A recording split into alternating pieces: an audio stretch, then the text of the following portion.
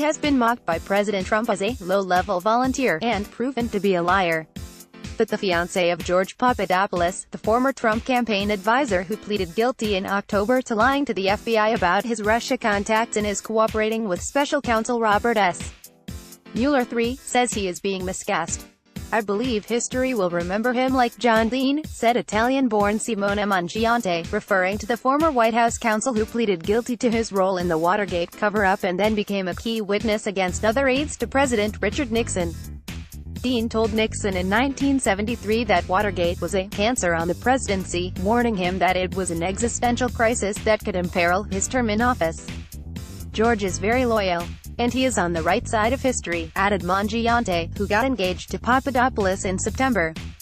Mangiante said she was advised by Papadopoulos' lawyers not to answer specific questions about his activities during the 2016 presidential campaign or what he has told the FBI.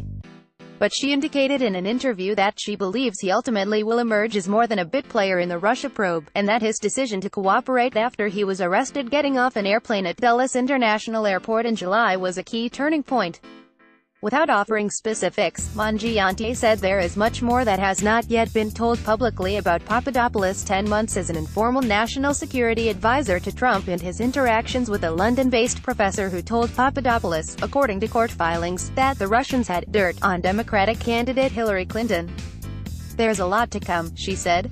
"He was the first one to break a hole on all of this." She said Papadopoulos was not a coffee boy, as he was once tagged by former Trump advisor Michael Caputo, a nickname she found especially galling. "I know what it means as a young person to do all the efforts you do to build your career and be dismissed as a coffee boy," she said.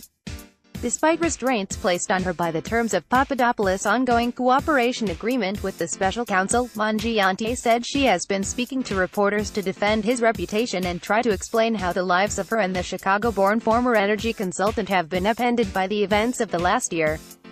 Mangiante said she has been extensively interviewed by Mueller's team, who asked about her own brief stint working for Joseph Mifsud, the same London professor who offered to connect the young Trump aide with the Russians. Mangiante, who was born near Naples and trained in law and international relations, said she met Mifsud while working with the European Parliament in Brussels. Mifsud, a former Maltese government official who had an affiliation with an Italian university, was friendly with the head of the Parliament's Socialist Party and was often at receptions or events, she recalled. Eventually, Mifsud offered her a job at one of his London organizations. Mangiante accepted in July 2016 but said she only worked for the group for 3 months, quickly concluding that it was a facade for something else. She said she never heard Mifsud discuss Russians but quit when she was asked by his partner to attend a secret meeting to discuss Iraq in Tripoli. "I thought it was very suspicious," she said. Mangiante said she heard about Papadopoulos, who at the time was serving as a Trump advisor, during her brief time at Mifsud's group.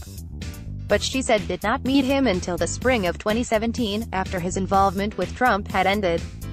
He sent her a message through LinkedIn, in noting that they had both had connections to Mifsud's group. Soon, the two were communicating online and, after meeting in London, quickly fell into a romance, she said. They spent the spring and summer traveling together in Europe. Though Papadopoulos had been interviewed by the FBI in January and again in February, she said he did not seem concerned at the time about what could be coming. Until his July arrest, "We went from paradise to hell," she said. She said she was in Chicago with his family at the time and the following weeks were stressful and scary. His decision to make a deal with prosecutors and plead guilty to one felony while cooperating with the FBI, she said, was ultimately not a tough one. "It was brave," she said. "It wasn't hard, but it was brave. It's always easiest to say the truth about everything."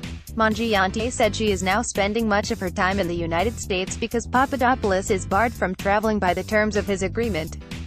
The date of his sentencing has not been set yet. "This has changed his life forever," she said.